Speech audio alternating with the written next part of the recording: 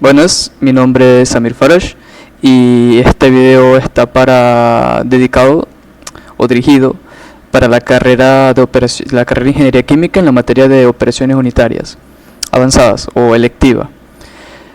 Vamos a empezar hablando respecto de cristales. ¿Qué nosotros podemos definir como un cristal? Porque, por ejemplo, aquí, me disculpo. Esto es un cristal y también es un metal. De hecho, esto es un cristal de bismuto. El bismuto es considerado genuinamente un metal y es un elemento puro. Sin embargo, también tenemos otro problema, porque esto que está aquí es un sulfuro, es un metal también, es metálico, es un sulfuro de hierro, se llama pirita, el oro de los tontos, y también es considerado un metal. De hecho, esta forma tan bonita que tiene, esta forma geométrica de cubos, es completamente natural. No hubo ningún tipo de agente humano o agente sintético que interviniera en su proceso. Y esto que está aquí también es un cristal, esto es sulfato de cobre. Entonces, si bien tenemos que el bismuto es un metal, un sulfuro de hierro también, que es un metal también, que es un tipo de una aleación realmente. Y esto que está aquí, que es una sal iónica. Si los tres son considerados cristales y los tres son diferentes, ¿a qué le podemos decir cristal? Si sabemos que no es en sí el tipo de compuesto o el elemento. Los cristales se pueden categorizar como todo compuesto químico o elemento el cual tenga un patrón molecular regular. Es decir, regular en el sentido de que no hay ningún tipo o la forma en la que están construidos geométricamente es estructurada, es decir, no es amorfa. Generalmente se confunde lo que es el vidrio con el cristal, o por ejemplo la obsidiana. La obsidiana es un vidrio volcánico que se da por el enfriamiento acelerado del magma. Sin embargo, pese a lo bonito que puede llegar a verse la obsidiana, no es un cristal, es un vidrio. Y el vidrio que nosotros conocemos, el vidrio de las ventanas, también no se puede considerar como cristal porque molecularmente hablando son amorfos, cosa que no ocurre en el caso de la pirita o en el caso del grafito. Ahora, sí quedó bastante claro que a pesar de que ambos son cristales, no son iguales. Entonces aquí ya empezamos a tener varios tipos o a diferir en qué es un cristal o los tipos de cristales que hay. Y empezamos con los cristales sólidos. Los cristales sólidos se puede englobar como toda la familia de los cristales, a excepción de los cristales luminosos. Porque los cristales luminosos, si bien son cristales porque están organizados, la forma en la que están orientados y su estructura las hace líquidas. Es decir, son cristales, pero su estructura o la forma en la que están organizadas no pueden categorizarse como cristales sólidos. Justamente y esta cualidad es lo que da la propiedad de ser utilizados mucho en lo que son las pantallas LCD, que generalmente se piensa que los cristales líquidos es lo que polariza la luz, pero no. Los cristales líquidos lo que hacen es conducir la luz, la mueven para que la pantalla para que el filtro polarizado pueda lanzar un color u otro. Justamente por eso el LCD de retroiluminado. Ahora, los cristales iónicos, que son estos que señalo aquí, pueden ser categorizados como justamente las sales iónicas, como lo es el cloruro de sodio, la sal de mesa, o el sulfato de cobre, el cloruro de potasio o el cloruro de sodio, que justamente es la sal de mesa. Las sales iónicas generalmente tienen esta combinación de metal con no metal, puesto que los metales siempre son catiónicos, generalmente son catiónicos, es decir, tienen una carga positiva. Ahora, los covalentes. En el caso de los covalentes es un poco más especial, porque si bien los cristales están organizados, los covalentes tienen una estructura molecular tridimensional, lo cual los hace bastante especiales. Caso, por ejemplo, del grafito, que estos que están aquí son electrodos de grafito. No confundir con la mina de los lápices, porque realmente lo que es la mina interna de un lápiz no puede ser considerado como un cristal. En cambio, el grafito a nivel siderúrgico sí, porque la mina de los lápices viene generalmente contaminada con arcilla, y esto es otro factor importante porque los cristales no admiten impurezas en su estructura, o de repente sí admiten. Caso por ejemplo de los diamantes, hay diamantes tintados que por ejemplo el diamante amarillo que viene tintado con nitrógeno, o el diamante azul que viene contaminado con boro. Pero estos son casos muy aislados y siguen contando con su estructura cristalina. Entonces los cristales sí admiten cierto nivel de contaminantes, muy pocos, porque al final se tiene que conservar la estructura regular. Pero sí, el grafito y el diamante, a pesar de que tienen estructuras idénticas, molecularmente hablando, están organizados de otra forma, porque el grafito a nivel siderúrgico estamos hablando de 99% de carbono, igual que un diamante es 99% carbono, 100% carbono. Pero la diferencia en los cristales covalentes es que estos están dispuestos en formas tetraédricas y en distintas organizaciones tridimensionales. Y ahora están los enlaces moleculares, que están más que todo están privados a lo que es el fenómeno encontrado por Van der Waals. Es decir, los cristales que son 100% moleculares en sí mismos, pero son diferentes a los covalentes, porque los moleculares son inestables, cosa como por ejemplo lo que pasa con el azufre, o lo que pasa con una roca. Esto es una roca de azufre, que su fórmula molecular es S8, porque son justamente 8 átomos de azufre formando un aro. Entonces, estable no al nivel del grafito ni del diamante, no pertenecen a la misma categoría. Igual pasa con el fósforo blanco. De hecho, el fósforo blanco es mucho mejor ejemplo, porque a pesar de que está dispuesto en forma de cristal, los cristales no llegan a ser demasiado grandes ni demasiado vistosos, como lo sería el caso, por ejemplo, del sulfato de cobre, que es bastante bonito, sino que el fósforo blanco, o el P4, la fórmula molecular del fósforo blanco es P4, es realmente incluso inestable, no se puede sostener en sí misma, y justamente por eso su reacción es muy violenta cuando entra en contacto con el oxígeno, y se incendia. Ahora, ya que más o menos comprendemos cómo funcionan los cristales, y que más o menos todos comparten la estructura de ser organizados a nivel molecular, vamos a hablar un poco de los fundamentos de la cristalización, y principalmente estamos hablando de lo que es la diferenciación del proceso de cristalización, porque para tú cristalizar algo, recordemos que la cristalización es un proceso de purificación, se necesita saturar una muestra, y esto más adelante lo vamos a explicar, es complicado, porque en el caso de la sal, que no requiere demasiadas exigencias a nivel energético, podemos tomar grandes cúmulos de agua, en la cual está el agua, evidentemente hay cloruro de sodio disuelto en el volumen de agua, y a medida de que pase el tiempo, esta agua irá evaporándose, se evapora. Entonces, ¿qué es lo que obtenemos? Obtenemos justamente el soluto de interés, que en este caso es el cloruro de sodio. Es importante resaltar que sí es posible obtener cristales nada más en punto de saturación, o sea, cuando se han cumplido perfectamente la norma entre la cantidad de soluto que puede disolverse en solvente. Pero cuando se alcanza este punto, es realmente extraño que haya un punto de nucleación, es decir, que se formen los primeros cristales.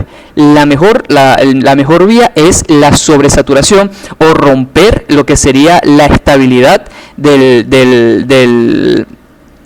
la estabilidad de nuestra solución.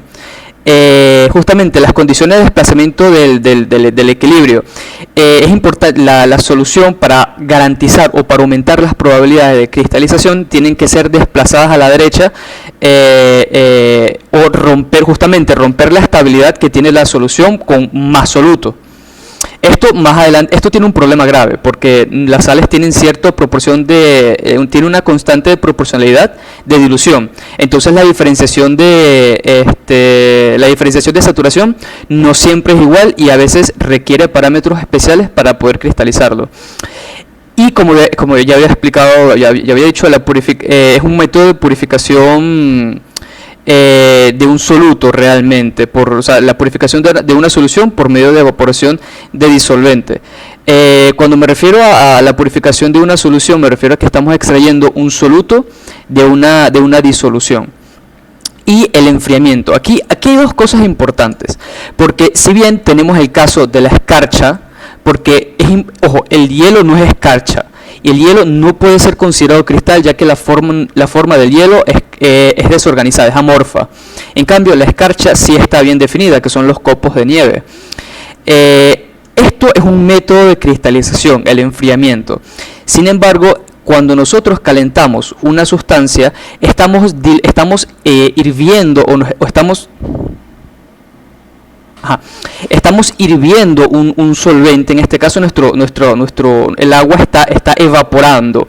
Entonces, una vez que se evapora el agua, lo que obtenemos es una saturación justamente de nuestro solvente, entonces la alternativa de nuestro soluto. Entonces, no solamente se trata de agregar más soluto al solvente, sino que también podemos disminuir la cantidad de solvente para el soluto. Y justamente este es el caso, que podemos ver que mediante el calentamiento de una disolución y su enfriamiento posterior, esto es posterior, se empiezan a formar el compuesto, el soluto deseado, que se ve en forma de cristal. Ahora, en cuanto a las ecuaciones de cristalización, nosotros tenemos que la variación, esto es variación de saturación en nuestra disolución, está en función sobre el punto más saturado o cualquier punto por encima del punto de saturación. Es decir, para que esta reacción se cumpla, para que podamos tener cristalización, nuestro punto de soluto tiene que ser superior al punto de saturación de la disolución, porque recordemos que esto sí es una constante. Vamos a cambiar de color.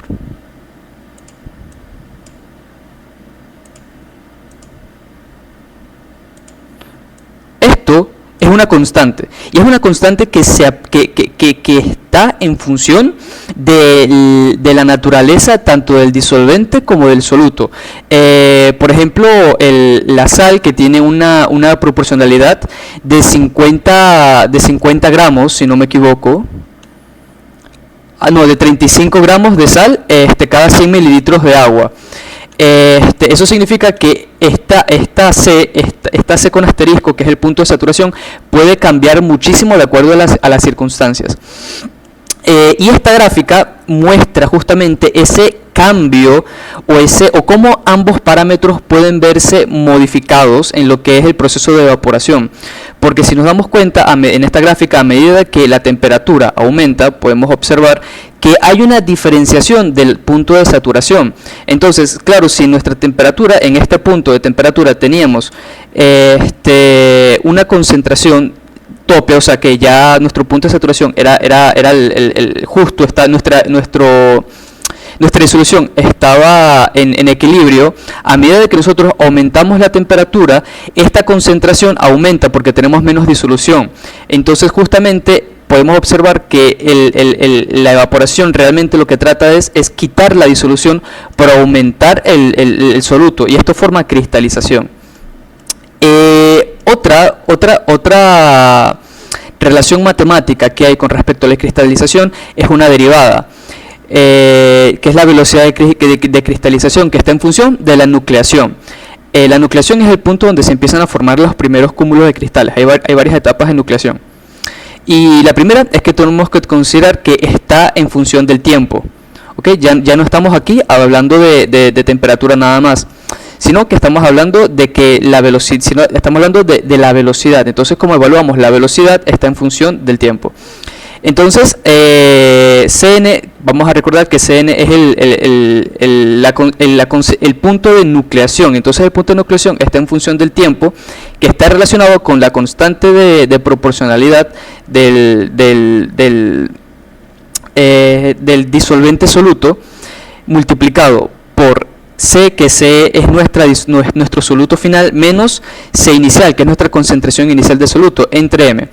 M puede variar desde 2 hasta 9 y no se ha encontrado realmente o no se ha determinado qué participación tiene, o sea, M tiene una participación, pero no se ha demostrado que es un fenómeno cuantitativo dentro del proceso de cristalización, pero M existe efectivamente.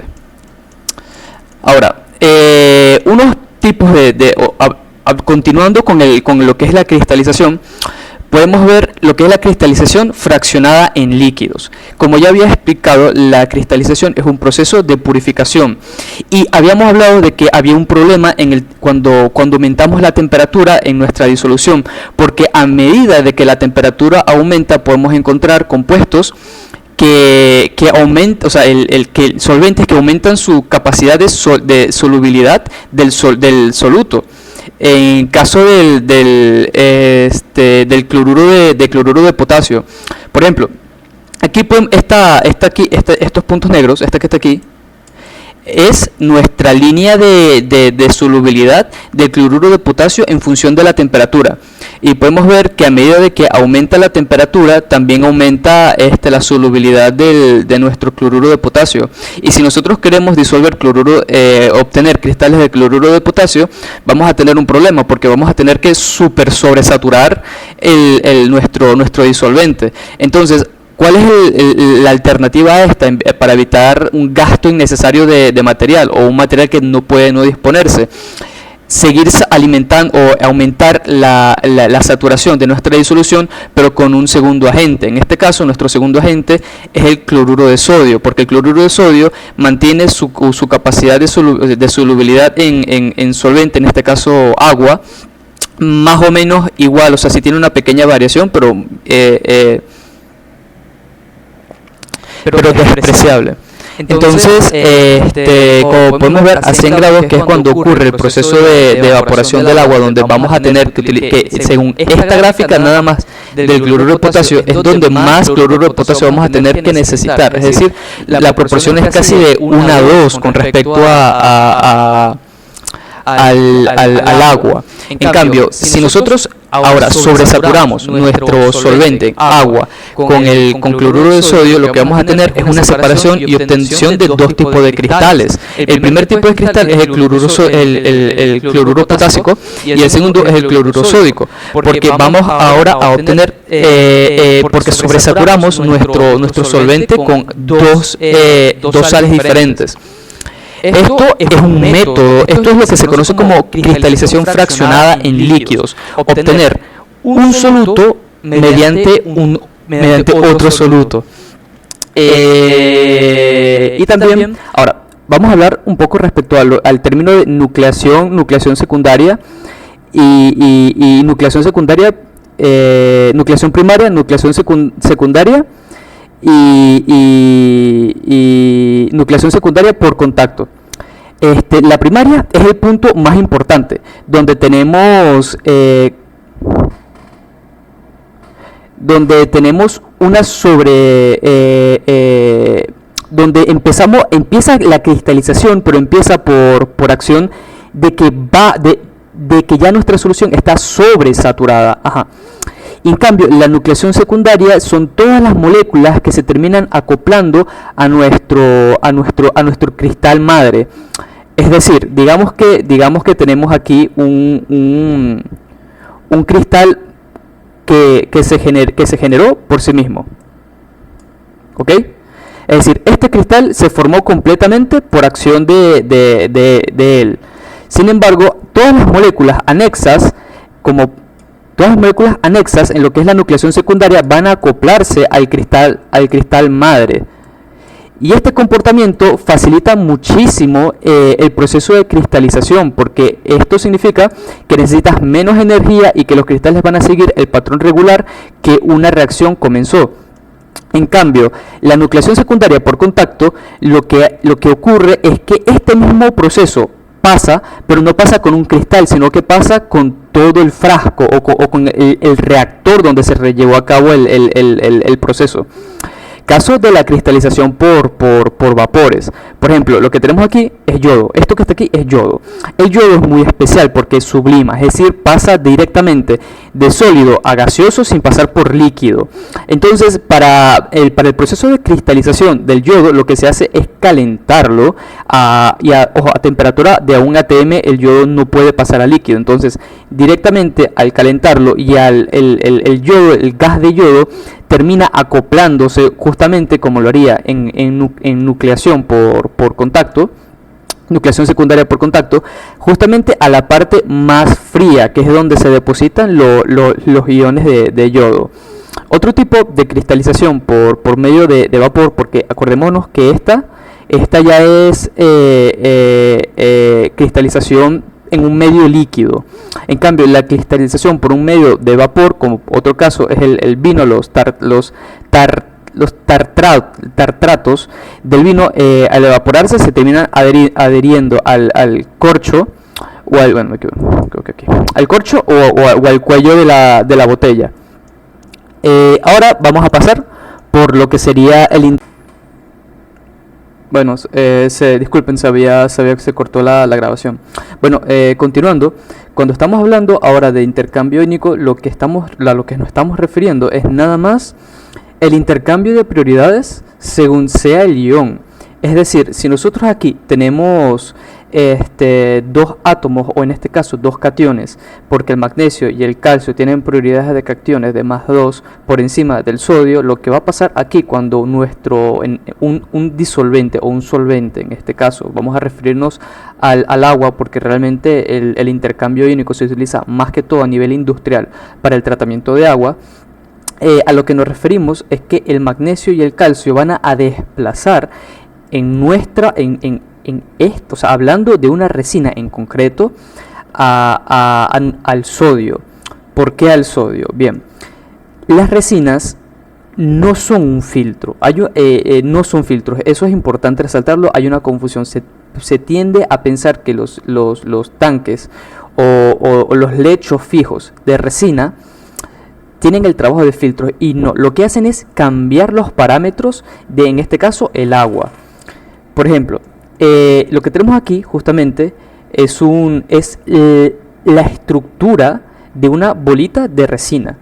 Si nos damos cuenta, tiene como estas cosas, como esto que está aquí, como estas culebras, o estas membranas o líneas. Estas líneas son polímeros. Estos polímeros están hechos de estirenos, por eso de poliestireno, porque es de varios. Sin embargo, también podemos ver como estas cosas negras que están aquí, que es como un puente entre la molécula, entre las cadenas de estireno.